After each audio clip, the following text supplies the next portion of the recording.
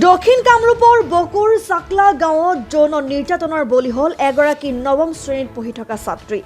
বহুদিনৰ পৰাই ভালপোৱাৰ চলনাৰে দেৱানী আব্দুল মালিকৰ পুত্ৰ বাবুল আলীয়ে বিভিন্ন প্ৰলোভনৰ অজুহাত দেখুৱাই আছিল এগৰাকী নাবালিকা ছোৱালী। শনিবাৰে সন্ধিয়াৰ সময়ত নাবালিকা ছোৱালীজনীক ৰাস্তাৰ আহি থকা অৱস্থাত আন্ধাৰৰ সুযোগ লৈ বাবুল আলী নামৰ পাখণ্ডই ধাননিৰ পথাৰৰ মাজত নি বলপূৰ্বকভাৱে যৌন নিৰ্যাতন চলায়।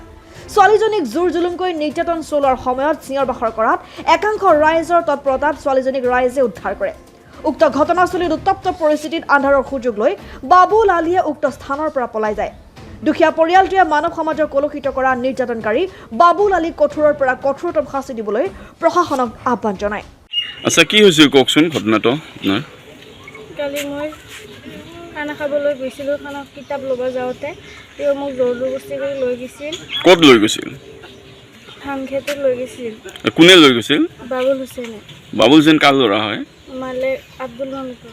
গাঁওখন চাকলা। তেওঁ লৈ গৈ কি কৰিলে? ৰেপ কৰিলে। এইটো কি জোৰ জুলুমভাৱে কৰিছে, ৰেপ কৰিছে নে কিবা সন্মতিত হেৰি কৰিছে? জোৰ জবৰদস্তি। তেওঁ তোমাক কি আগৰ পৰাই কিবা ভাল পাইছিল নেকি?